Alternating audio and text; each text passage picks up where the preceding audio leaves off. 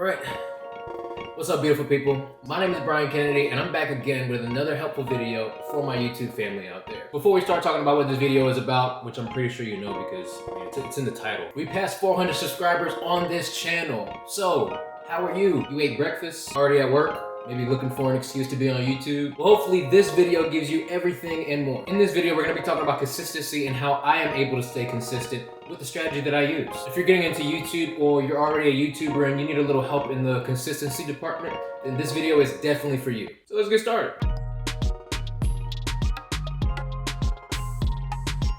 When you think of the word consistency, what do you think about? I mean, I honestly think that it's the ability to come up with things at the same pace without messing up or changing course. And with me saying that, I feel like the first two things that you should do, but I'm putting it in one category, is plan ahead and do this by creating a YouTube schedule. The thing is that the benefits of having a YouTube schedule is unlimited. First, planning off what you're supposed to be talking about and what type of videos you have coming later, making so you don't stress about those same type of things the week of. Most importantly, planning ahead keeps you ahead. And if you're somebody like me, I get anxiety when I don't have a plan in place when it comes to my content. With me saying all that, can you imagine not planning ahead? Or maybe you're doing it now, recording your videos the night before and staying up until 4 a.m. and 5 a.m. just to edit your video and then make sure that it's able to be released at 12 p.m. noon the same day? It just sounds way too crazy for me. And what if you didn't have all the footage that you needed for the video? Or better yet, you didn't have the royalty-free music you needed to make your video as great as it can be? Link is up there.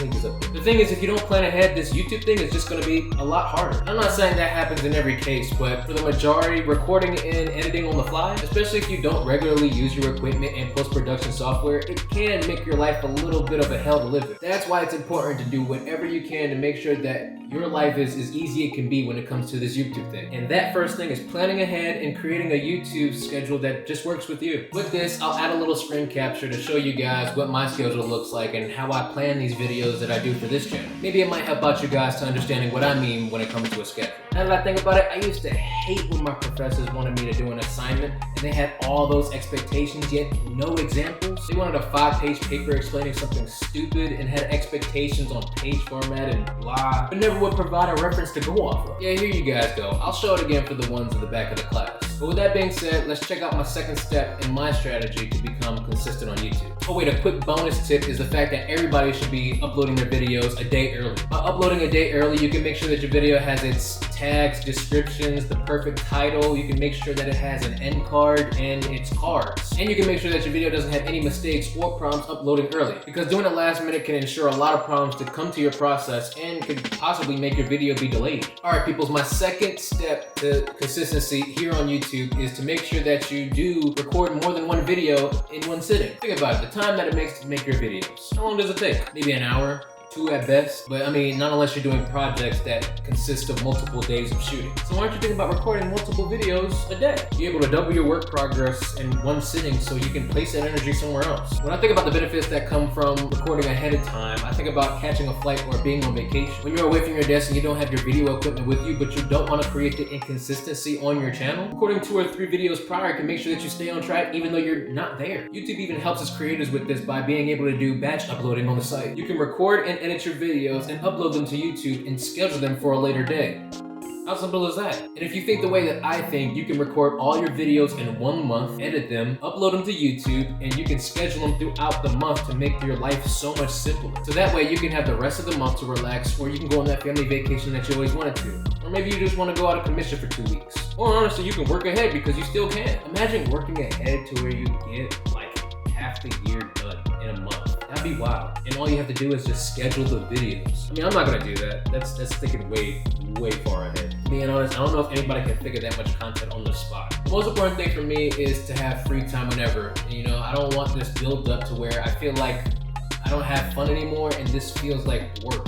You know what I'm talking about? As long as I can find things that create less stress and give me more time to do exactly what I want to, then I will do it. And while that is creating more consistency on this channel, and it's giving me the ability to work ahead and make sure that everything is already planned. This step definitely works on your confidence on camera because you're in front of your camera way more times. But if you want a video that gives you way more tips on that, I have a video right up here that gives you 7 how-to tips for confidence on camera. Alright, this is the last step, but because it's the last step, don't think that it should not go unnoticed. In fact, this is just as important. No, it might be even more important than the other 2 steps I've said before, which is why I kept it as last. The first 2 were like, come on man, like I should already know this, but this last step should really determine the amount of success you have on your YouTube channel. So that last step is making sure that the content that you have is the same type of content. Does that make sense to you guys? Okay, let me break it down. What I mean by the same type of content is like having a girl on one YouTube channel do like hair and nails and makeup on one day, and then the next day she goes to, you know,